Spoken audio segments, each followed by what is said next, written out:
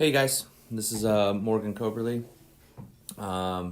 doing another Forza One parent session.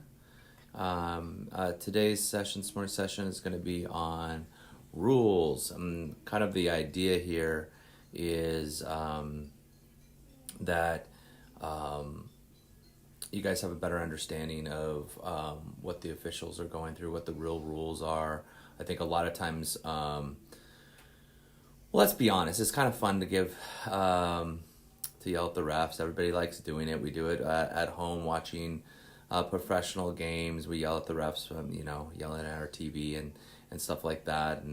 And everybody wants to feel involved in sports. Some sports are worse than others. I've been at volleyball tournaments where they're also doing where they also do basketball tournaments and at the same place, and basketball parents are the worst. They're screaming like they want to fight the refs. It's like crazy, but everybody wants to feel involved, and this doesn't go away, whether it's little league or club volleyball, high school volleyball, college volleyball, professional anything. So, but to have a better understanding of the rules, I think is important, because you hear so many times from the bench or in the stands or whatever, parents just get so mad about a rule, and it's like, well, that's the wrong rule. And you almost, like, as a coach, sometimes when I'm sitting in the stands, I almost want to go just tap them and just go, you're wrong. That's the wrong rule. You don't know what you're talking. They get so mad and they're like wrong. So we're gonna go over not every rule. We're just gonna go over six or so things, so that you guys have a good understanding of what the rules actually are. The kind of main rules that kind of hit a lot of times. A lot of the rules you don't need to worry about, but out of rotations, things like that. Aaron, I think, addressed out of rotations earlier in the week. I talked with Patrick Bradley, who's a USAV national official. He's a college Division I official, and also coaches is an official for high school. Keep in mind that a lot of the rules in club are different than they are in high school. Interpretation's different. So different rule books, different organizations, there's going to be some different rules. So the first thing I want to kind of go over is just integrity and favoritism. The refs, actually, it feels like it sometimes. It feels like it as a coach sometimes too, where it's like, they're calling everything against us.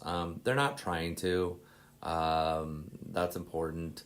I hear parents all the time like, well, it's like they have something against us. They don't have anything against you. They don't have anything against the teams. They don't care about those teams. They get paid the same either way. More likely, it's important that the coach maintains a professional relationship with the ref, even though, like, I'll yell at refs sometimes. Probably I yell at them a lot less now that I'm older than when I was, like, in my 20s and 30s. Like, then I yelled a lot more. But even then, I'm like, I know these refs. I'm friends with the refs. I'm like, kind of, as much as you can be friends with refs, I guess. But I've known them, a lot of them, a long time, and so they don't care if I yell at them. They know it's part of it. That's kind of part of the game, kind of fighting for my team. And then usually what you don't see afterwards, I'll come up to them and just go, "Hey, I was just trying to get my team going a little bit," or "Hey, my bad, you were right on that call," or I might go, "Hey, I really feel like I was right on that call," and they might go, "Hey, maybe I blew the call." So you don't always see the interaction with the ref and the coach after, where we're trying to maintain some level of professionalism with each other, and so that there's not a broken relationship there. And more likely, a ref is gonna not like a coach. Definitely it's not a case of liking a team or not, right? So that's one thing, is the refs don't care. They don't dislike teams. They don't dislike you. And they're not going to call things on you because they don't like you. First one I want to go over is ball handling. So calling doubles. This is a really difficult call, and it can be really, really frustrating. It's very frustrating for coaches. It's extremely frustrating for players. Actually, different parts of the country will call doubles and lifts differently, and that's frustrating. I know when I coach at the Claremont colleges, and when we go to Texas, a lot of times we'll go to Texas and we'll play in some tournaments, stuff like that. In Texas they call it's so tight, and a setter will just set a clean ball and they'll call a double, and there's no and I always think I'm a former setter. I always think it's difficult to call a double, like you have to like it's hard to double a ball really, and the spin has nothing to do with it. For example, I could do that to a ball. I could just turn the ball like that, and the ball is going to have a heavy spin.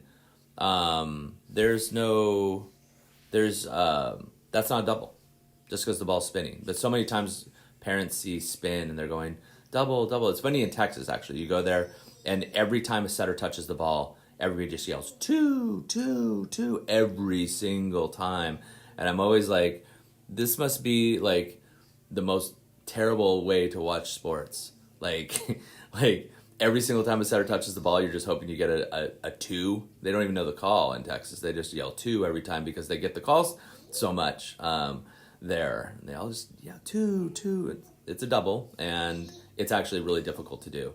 And when there's inconsistency, like they call a double and then the setter sets another good ball, or the setter sets a ball and it looks like maybe there was a double and they don't call it. Hi, Kelly Flores, here watching, learning about officiating. It is it's frustrating for everybody. We're lucky in California. It's the loosest in terms of ball handling. It's the loosest calls easily. Which can be frustrating to parents too, because you see the ball spinning, it looks like a double, and they're not calling it. It's actually a good thing. As much as, like I said, like as a former setter, if a setter's setting the ball and I kind of want them to have, like, they got to be good at that skill. You don't want a double every other call, or even like 3 or 4 times a match. It becomes too much, and the refs kind of taking over. The setter loses confidence. It's nothing you want to happen. It's actually better that they don't call things than if they if they do. And usually if they're not calling things, they will not call things for both sides. That's generally the case. I don't see very many times where it's like, all you ask for officials that they're just consistent. So I personally, I don't care what they call. I don't care if they're going to be really tight, they're going to be tight, but hopefully they're tight for everybody. If they're going to be loose, great. Then you're not going to call anything, you're going to take yourself out of the match. That's fine, but be loose for everybody. And generally they are. It might feel like there's inconsistencies, but there's really not. It's usually a ref kind of refs how they ref. But again, that can be frustrating if it's, especially if you're at like a national tournament where they're switching refs, like a qualifier, or you're at Junior Olympics or something, they're switching refs all the time, and one ref calls it loose. And you get refs from different parts of the country. You get a California ref, calls it really loose, and then your next match you get a ref from the East Coast or Texas where they call it tighter, and all of a sudden they're calling everything. It's like, oh my God, like it seems hard to deal with, but I actually think it's getting better. I think the refs are getting more understanding. There used to be this big, like, it's kind of like rap. There's this kind of like East Coast, West Coast thing. The West Coast refs were really loose, and then there's this division in the middle of the country where it was like everything was super tight, and the refs, like, they'd go to Junior Olympics and just be this battle of who could call it really loose and who could call it really tight, and it was like they were going to show each other, which seems stupid, but it seems to have gotten to a place where it's a little bit more in the center, but it used to be really bad, and just, oh my God, to go to Junior Olympics is like, here's just celebration of the whole season, and it's like this ref battle. Touching the net. Okay, netting. This is a rule that is different. One of the rules that's different in high school. Okay, in high school, anytime you touch the net, it's a net. In club, if you touch the net but you're not in the act of playing the ball, it's not a net. So the only time it's a net is like if I'm spiking the ball and I follow through and I hit the net, that's a net. If I'm blocking, I touch the net. If I'm setting a tight ball and I net, then it's a net. But if I've jumped, I've landed, I'm regaining balance, I net, and I come up, that's not a net. It's it's you're not, and it's a good call. It's a good rule actually, because you're trying not to make calls that don't matter. You know what I mean? Like if I've jumped to block, I've landed, I've kind of lost balance a little bit. They set the ball to the completely other side of the court. I'm regaining balance. I turn, my shoulder hits the net. Like, that doesn't have anything to do with the game, you know? So why call it? You know, like, that's it.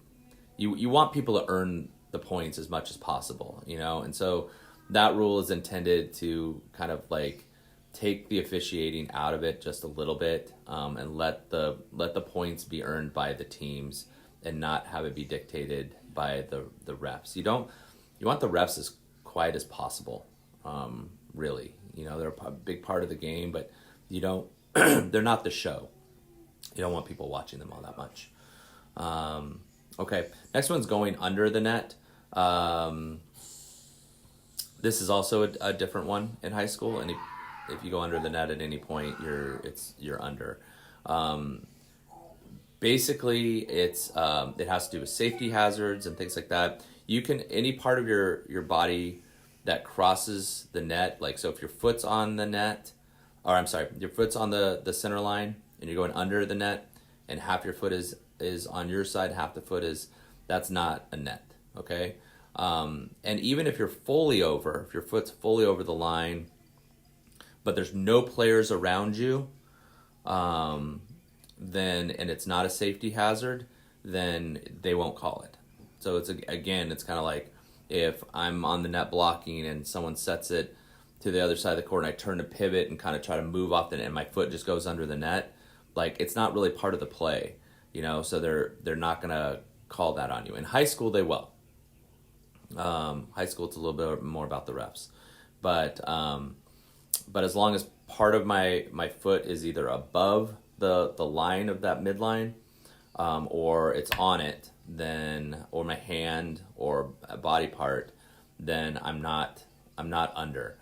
So that's always hard when someone like sprains their ankle and two players come down and you go, oh, that person was under the net. They might have been partially under the net, but as long as part of them is on the other side, then it's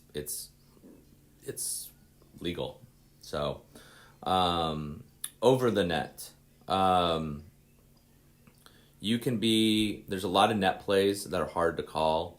They're hard to see, and basically the rule is you can't contact the ball on your opponent's side of the net unless it's a block, and even then the block has to be an attack, against an attack.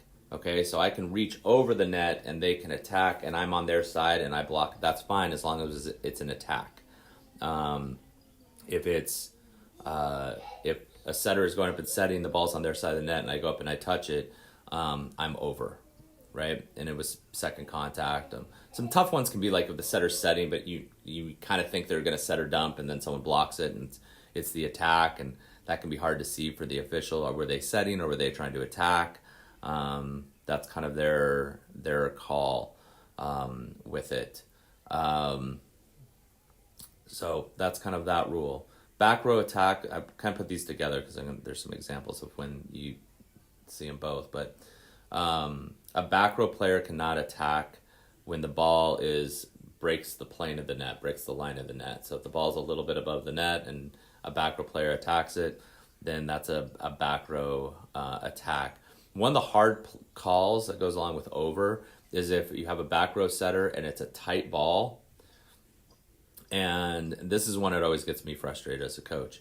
And the setter goes up to touch it, and the block goes up and touches it, and they're both touching at the same time, and then they play and the ref doesn't call anything. And I'm always like, it's either over, either the block was over the net, or the ball broke the plane of the net. So here's the net, and the ball breaks that line of the net, and the setter goes up and sets it. It's a back row attack, right? And so if you have a ball that's tight and it's hard to tell if it's breaking the plane in the net, and the block goes up and the setter goes up and they go, and it's either, to me, it's a back row attack or the block is over. So that's a frustrating one for coaches, I think, when that parents maybe don't see that, why a coach is losing their mind on something like that, is because that sometimes goes uncalled and completely, and it's like you have to call one or the other, but those are hard. They're kind of bang plays a lot of times, and good officials will get them, and less experienced officials will not get them a lot of times. Another rule with that, the back row attack, is the Libero rule. So your Libero player in the other jersey, okay, that's your designated kind of back row player. They can set the ball, but they can't set the ball inside the 10-foot line. So that line that's kind of across the court, that's a rule where your back row players can hit, they can attack, but they have to jump behind that line. They can jump over the line, they can be in front of the line, but they have to be in the air. The Libero can set, but it's the same kind of rule as a back row attack. So good setters, a lot of times you'll see they'll jump from behind the line, they'll set, and they'll land inside. That's fine. An attacker can attack that ball. And in fact, a Libero can set inside the 10-foot line with their hands, but the attacker can't attack above the net. That's the rule. So this Libero can use their hands inside the 10-foot line, just no one can attack it. The Libero can bump set from anywhere on the court. So that's fine. So this, we see a lot of Liberos where they don't use their hands, they don't set. A lot of times they're just paranoid about where the line is and they just kind of want to bump set. Or they're just paranoid about how bad their hands are. So those are, that's kind of the back row attack rules. I don't want to go forever here because it's like I'm feeling like I'm sounding like an official, which scares me. The last thing I wanted to address is the scoring team. This infuriates me. I think most coaches get really upset about this. Okay, so you have a reffing crew, right, which is typically your team, the teams, right? The team that's off is doing the book, okay, or they're doing lines, maybe even down reffing. First of all, like, they're not officials. In a lot of cases, they're just kids, and the easiest thing to see as a parent is when you think the score is wrong. So this is always like kind of a joke for coaches. A lot of times is when the parents all yell, "Score, score." You feel like the score is wrong. It might be, but you might have an 11-year-old that's sitting there doing the flip that is just a space cadet. And the flip, this is something that's important. The flip, when they're doing that, or if you're at Momentus and you have the big scoreboard, they're doing the electronic thing, that is not official. So if it looks like the score is wrong, you don't need to worry about it because it doesn't matter. It's not official. They can make mistakes. I've been coaching 12 and under volleyball for years. Kids make mistakes all the time. They just kind of don't realize that there was a score. That flip is not official. Nobody is going by that. Nobody's going by it. The girl that's there sitting there writing on a piece of paper, that's what's official. So if it looks like the score is off, you guys are screaming score, it's okay if you want to like go, "Hey coach, score." The coach can check on it, and then we'll go over and we'll check with the book and go, "Hey, do you have this score?" And if they do, there's really nothing you can do about it. And you probably haven't seen like what they do. It's pretty intricate what they have to do, but the book is designed for officials to be able to catch scoring errors. So if there's really a question about it, the official will come down, they'll look at the scoring sheet, look at the book, and they can kind of tell if there's a mistake made. So I think that's important, is just don't worry about like if the score is wrong, and you might be wrong. A lot of parents like keep track on their phone and all that, but you might have missed something that was a replay, or something got called back and there was a point and you put the point, and then it was actually no, the call was switched. There was a late touch call or something like that, and then they flip it, and you're going, no, we lost 2 points on that. I have parents all the time. You guys, we lost like 2 points. That actually very rarely happens. The book is usually right. Even when little kids are doing it, the book is usually right. You can kind of tell. There are mistakes, there are mess ups. That's true, but there's way more mess ups on a kid just losing their mind on doing the flip. Okay, but that's the easiest thing to see, and there's a point, and they just do it the wrong way, and they just lost their mind. You're supposed to have a coach that sits up there. We do a good job. I've always felt really strongly about, like, you should do a good job. It's a sign of respect to your other teams that you do a good job when you're reffing, when your crew is up. I don't put a complete space cadet on doing lines. I don't do that. Because if they're just spacing out, it's one of the most embarrassing things when a ball's hit and they're just kind of daydreaming and looking off and kind of holding on to the flag, and the ref's looking at them and they're like, I don't know, or they just make a late call and they just guessed and they had no idea. Like, that's really embarrassing and so disrespectful to the team. But that's up to the coach. That's on the coach. That's not even up to on the player. I don't put players in positions where they're gonna fail.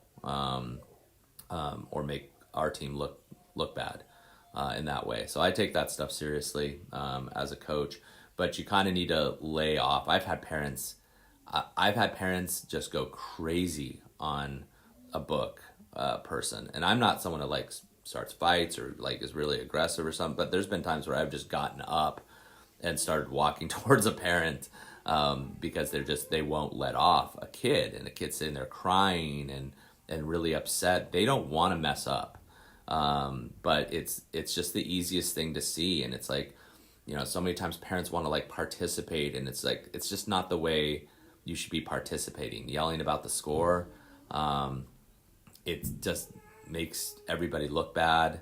If you want to participate, like, cheer your teams on. Don't worry about the score. If you want to like just give a coaches are looking kind of at your coach is always looking at the fans anyway, because you're looking that way, so if it's just coach, something like that, you really feel like it's wrong and you catch it, then, I have parents all the time will just kind of do that, and I'll just go, hey, you have the right score there? Is that what you have in the book? Yes. Okay. If it's yes, let's move on. I don't argue it. If there was some weird calls and some replays and I feel like it's messed up, then I'll maybe try to have the official come down, look at it, make sure. But once the official says it looks good, it's good, and it doesn't matter what they say. Again, the score sheet is kind of designed that the official can tell if there's mistakes or not. You have to mark scoring in like 3 different ways on there. So it's kind of hard to miss points a lot of times, but it does happen, but it's really actually pretty rare. Just don't go off the flip. Okay. Hey, if anybody has any questions, type it in, even if it's later in the day. I put a video up yesterday on bettering the ball and trying to give parents a better understanding of like how we train that, and it was kind of all about assessing blame. If you want to watch that, that's up from yesterday, and I kind of check in on those if I do the videos. So if you guys have questions, just type the questions in. I'll get it at some point and I'll answer the question right there as soon as I see it. And if you guys like some of the stuff that's towards parents, like, kids aren't on Facebook that much, right? So they've gotten, it's funny, there's like all of a sudden kids like making Facebook accounts now because we do this online training. So they're like, oh, Facebook, what's this? This is cool. Even though it's been around forever, and kids have just completely gone away from it. They're on every other thing but Facebook. So a lot of this stuff is geared. We wanted really to do a lot of stuff geared towards parents. You guys are home also, theoretically. So why not learn something more about your sport? If you like some of these sessions, or you have suggestions for something you'd want to know about, I was even thinking about, hey, maybe I'll do one that's on a practice plan. So you guys could see what a practice plan would be like for your kids. If you're ever, parents are ever, you sit there and you're watching practice and you're ever wondering, why are they doing what they're doing? I haven't thought about, maybe next week I'll do one just on practice planning. If you think that would be something you'd be interested in, kind of talk you through what a coach would do when designing a practice plan, or even a practice plan for a week or a month. And so you get an understanding that the coach isn't just going out there and just winging it a lot of times. So they have plans for what they're trying to do, so you can have a better understanding. If you like some of the idea like that, or there's just something you're curious about, for me, I'd be happy to come on and explain any of that stuff. So, and I'd love suggestions of things that you guys are interested in seeing. So, Felix, what's up, Coach Felix? Anyway, hope you guys have a good, safe weekend.